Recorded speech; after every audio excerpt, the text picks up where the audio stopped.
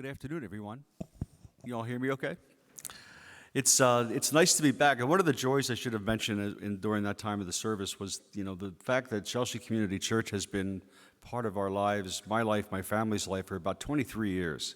It's been like one of the most consistent pieces of wonder and peace and community that we've shared. So thank you for that. It's been a long time. I realized I came here beginning when I was 47 years old. So don't do the math, because I just had a big birthday last week, which is kind of what I wanted to talk about today. And, the title that Mary mentioned about Dancing in the Theater of God's Glory, let's not get too caught up on the title, okay? Jeff wanted a title. It's a working title, because a lot of things happened from the time I sent that title to Jeff, and what happened in the world these last couple of weeks has kind of made me pivot a little bit. But things are good. In fact, Chris is good, and our kids our last son graduated from college in May and is now traipsing around Europe with his girlfriend for 5 weeks. This is great. Our daughter is up in Boston, living in the American dream. We just got to see her last week, and they both actually have said to us, because we saw them, at least on Zoom and in person, that to send their regards to everyone here and for your kindness over the years as they continue to grow up. It's nice to be back here at this place of grounding. And as you'll notice, I have a cane here and a walker over there. In 1 month from today, I'll be getting a new hip, which has been a real interesting process over the last few months, and I'm going to start there. For the past many weeks, and Christine can actually clarify this, probably over 2 months now, I've been doing physical therapy, aquatic therapy in a pool in Wayne, New Jersey, every morning, every Monday, Wednesday, and Friday morning at 8 a.m. So this is a lot of fun, and it's a lot of time, by the way. Our physical therapist is Pam. She is a hoot. She's very good at what she does. She's the kind of a blend of a mom and a drill sergeant in there somewhere. It's a very interesting collection of people. And I'm going to take a little time to describe this scene for you, if you could kind of imagine what this is like. It's mostly white, straight, married men. Many of whom are larger than me, which is always kind of reassuring. I'm just, not throwing any shade anywhere. And we're all between 60 and 90 years old. And there's a couple of women who drop in occasionally, Carol and Nellie, two older middle-aged women. And we share stories and we laugh a lot. At the very senior Arnold, who used to be a pharmaceutical guy, I get caught up in contractor Tony's big belly laughs in the morning. We commiserate with retired high school principal Barry and whatever his woe of the day is. And we try to see who Brad really is from behind the really big beard and the larger than life, but actually quite humorous sarcasm. I don't know Brad's profession as of yet, but then there's Joe, who's the musician turned PSE&G guy, and who knows everybody in North Jersey.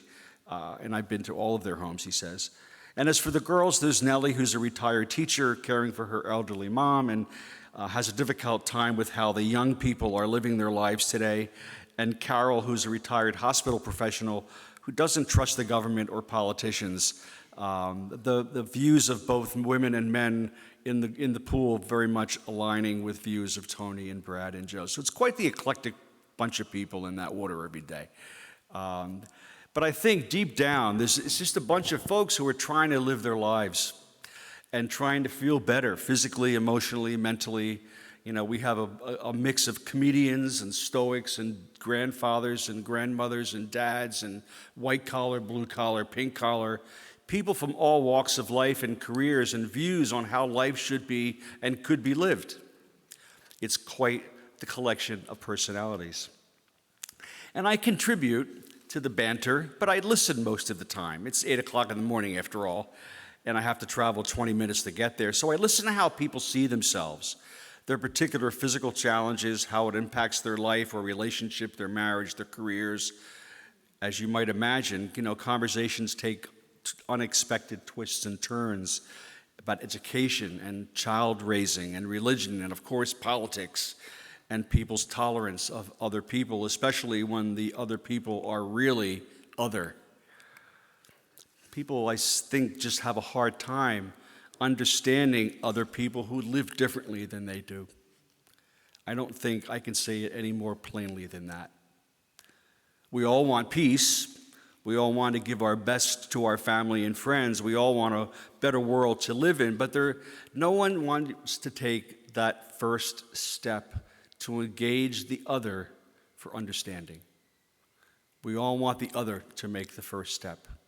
So what's the disconnect there? How can we, this small group of people, make a difference here in this moment, in our own lives? So another interesting intersection in this moment in my life was the Feast of St. Francis a couple of weeks ago on October 4th, and I always take a moment to kind of reflect on that part of my life, his impact on my life, and what it means to me and what it's meant to me. And I was thumbing through the biography of St. Francis, one of the biographies that I have, and I found the commemoration card that was printed for my solemn profession of vows in 1977.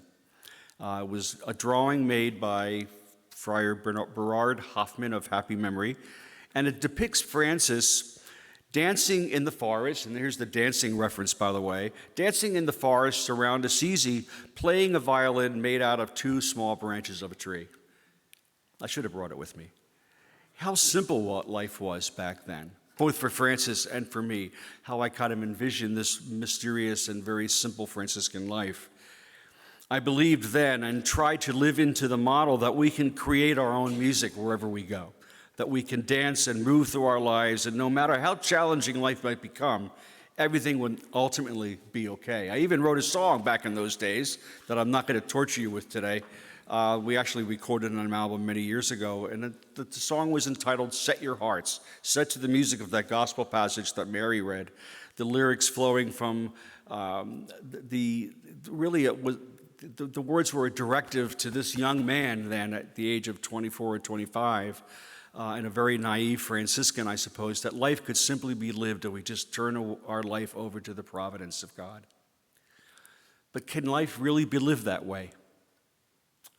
Is trust in the divine really possible? I'm struggling with this, and I'm sure many of us are as well. I embraced it for many years and still do to some degree, but not in the same fashion as I did when I was 25 years old. That's been on my mind so much as recently we, as a human race, have seemed now to be facing our darkest selves. Ukraine, creeping authoritarianism around the world, anti-democratic rhetoric everywhere, exclusionary politics and policies around the globe, including our own nation, especially our own nation. And now this past week, the Middle East, Israel and Hamas and the people of Palestine in Gaza. Veiled, but often not, blatant hatred of those different from us, supported by false interpretations of cherry-picked biblical verses. So I thought for a moment, let's look backward a little bit and for some encouragement and maybe a hopeful direction for today. And this is again out of my reflection about St. Francis.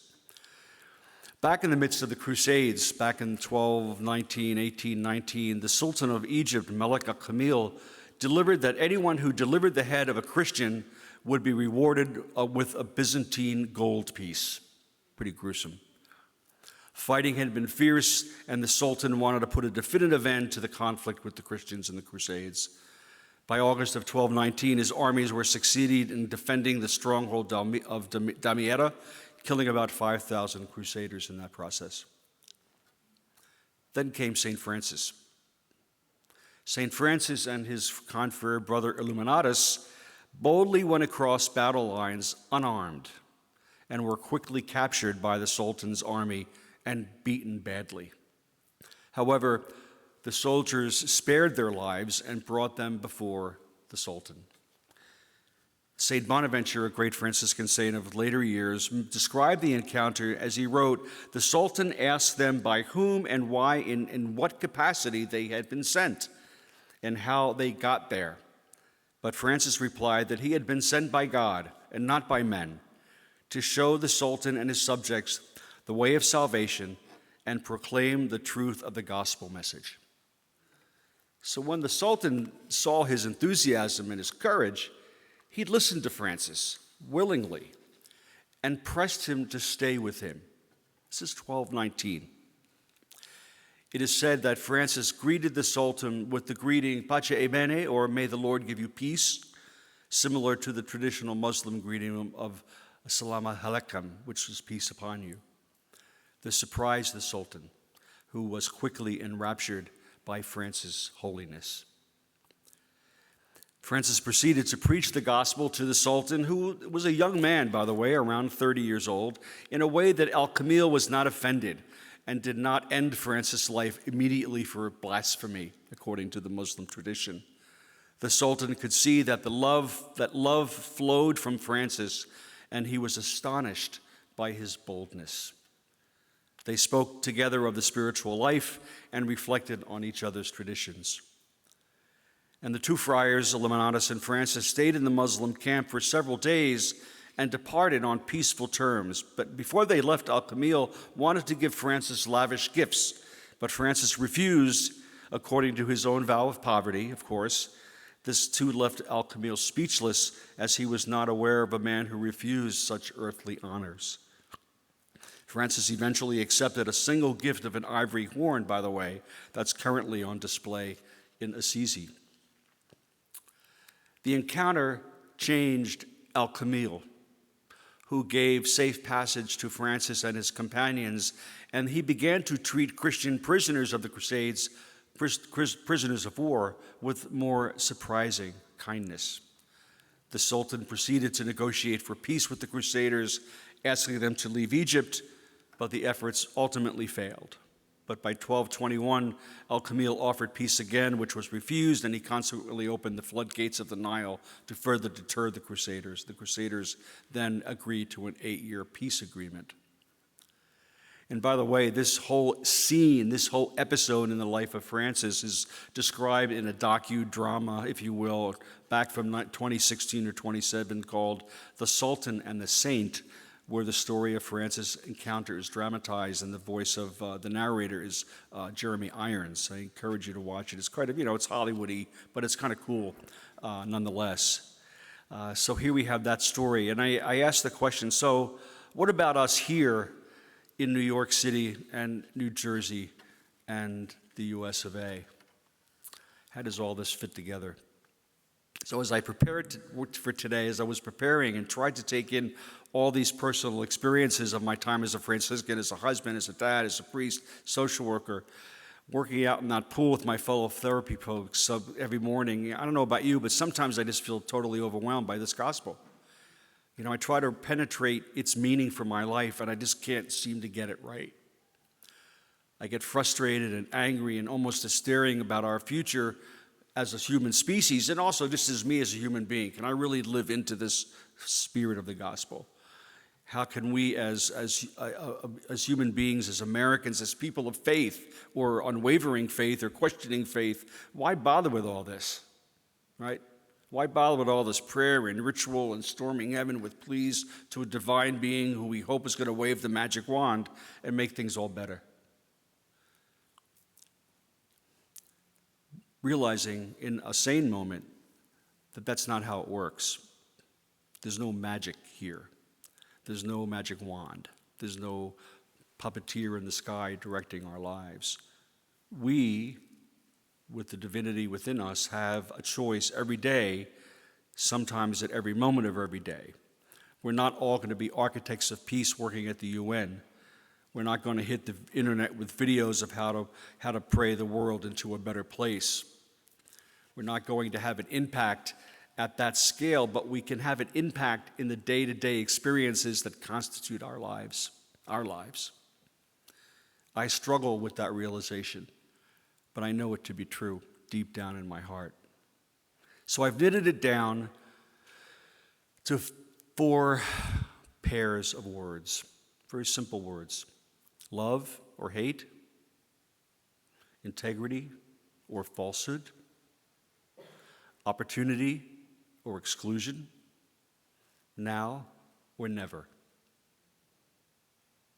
Love or hate, integrity, falsehood, opportunity, exclusion, now or never.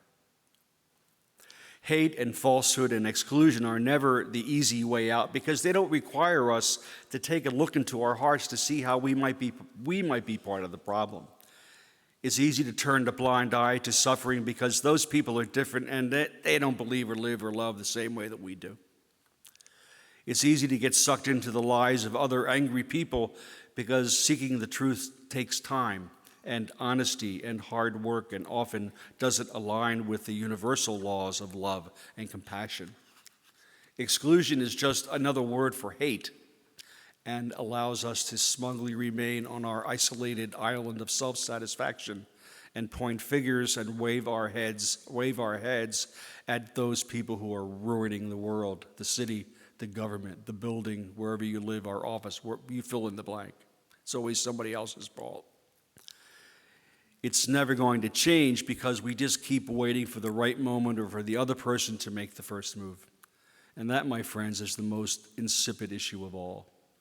We miss the action of the divine one if we never allow the mystery into the moment we're living into right then. The other words, love and integrity, opportunity, and now, can be part of a recipe to diminish the hopelessness and worry that seems to be predicated on the misconception that we can't change anything, so why bother? Then that we don't have to take it, that mysterious it, within ourselves and make a difference. The it is love and integrity and opportunity right now. It's easy to love when things are going our way, when we're feeling well and the stars all kind of align with our ways of living and loving. However, in times like the ones we're living in right now, or when our personal lives are difficult, or when we need to recall that love is there as well, in the darker places, in the dirt of life.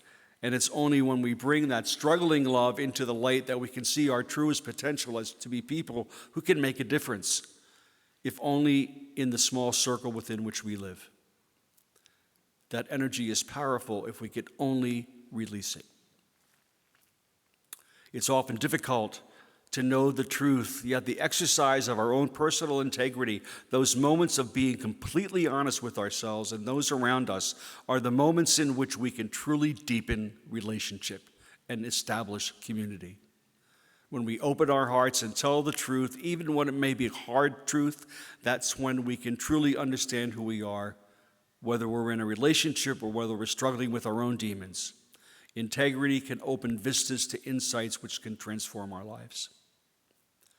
We must keep our eyes and hearts open to the opportunities right in front of us.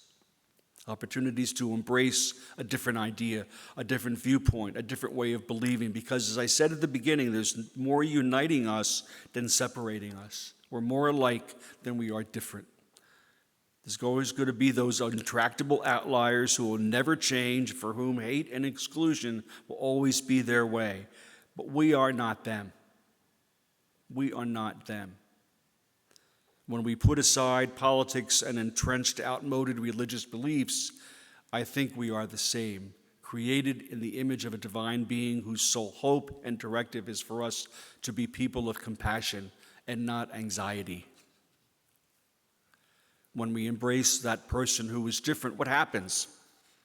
That person's life is enriched, our life is enriched, and the world becomes a bit stronger at that moment. And finally, the word now. It's all we have. This moment. This moment.